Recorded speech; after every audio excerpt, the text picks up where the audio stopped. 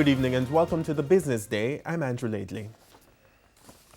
Sandals Resorts Executive Chairman Adam Stewart looks to life beyond COVID-19, outlining plans he has to move the group forward.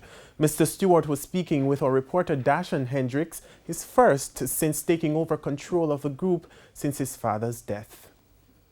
He is now the man in charge of the Sandals empire. I know what I need to do.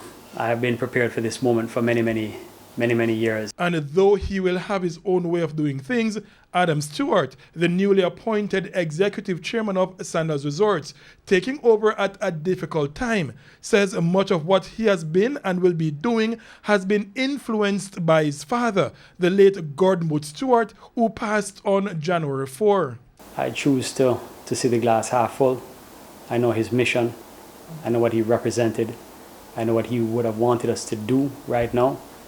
And so much of the plans that we are moving forward with are plans that he was centered with us, that he right up to the day before his passing. He said the plans in place give him enough to do for at least the next 5 years before creating new ones. And the thoughts about divesting the resorts have been shelved. Now his focus is on getting Sandals Resorts through the COVID-19 pandemic, which has decimated the hospitality sector worldwide. We're in a complicated period, but I believe that the worst is behind us. Mr. Stewart said with a COVID-19 vaccine now available, he is confident things will start returning to normal after business was closed for part of last year and is now slowly reopening. But the real recovery will come on the backside of this year for tourism, and 2022 is going to be a very strong year. We still don't have all of our hotels open across the Caribbean. So we have a few hotels, a handful of hotels today, that between today and the next 60 days from now, we should, as a company, have all of our resorts operating again.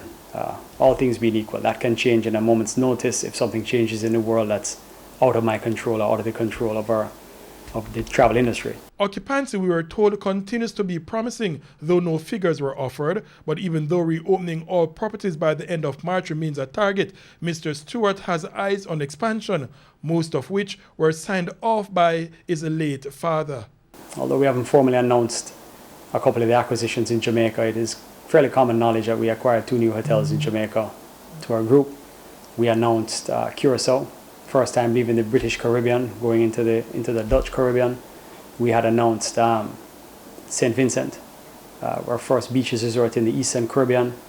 We have expansion plans in Jamaica from Beaches Negril to Sandals Royal Caribbean to Sandals Negril. We have new developments in the country of Jamaica that we haven't spoken about. We have lands in St. Lucia for our beaches. There were no words on the value of the investments, but Mr. Stewart said for Jamaica, the company will create 3,000 new jobs over the next 5 years, which includes converting the Jewels properties that they acquired into a Sandals and beaches resorts while expanding other properties. Dashan Hendricks, TVJ News. The Jamaica Public Service Company, JPS, has expressed shock at the Office of Utilities Regulation, OUR's news release issued earlier today. Now, the release indicated that JPS owes customers $75.2 million in payments for guaranteed standard breaches. Now, in a statement to the media, JPS says it is awaiting the response of the Ministry of Energy on its application for the invocation of the force majeure clause in the license that governs its operations. JPS says despite its best efforts, the usual quality of service to customers has been impacted since the outbreak of COVID-19 on the island. The Light and Power Company also admitted that this kind of service is anticipated to continue for the duration of the COVID-19 pandemic. However, JPS noted that there are 17 guaranteed standards for the electricity sector and it is over 95% compliant overall. The company says it takes pride in upholding its obligation to make breach payments, especially in light of the fact that they are automatically paid to customers. The currency trading now, it ended today with the US dollar selling for $147.88. The Canadian dollar is selling for $116.88. The pound sterling sells for $203.72, while the euro is going for $181.73. The JSE index gained 732 points today, while the junior market index lost 19 points. Among the winners were Blue Power Group, Consolidated Bakeries, iCreate, Sagicor Group, and Epley 8.75%. On the losing side were Portland JSX, Lumber Depot, 138 Student Living, Cygnus Credit Investments, and Salada Foods. And that's the business day. I'm Andrew Lately.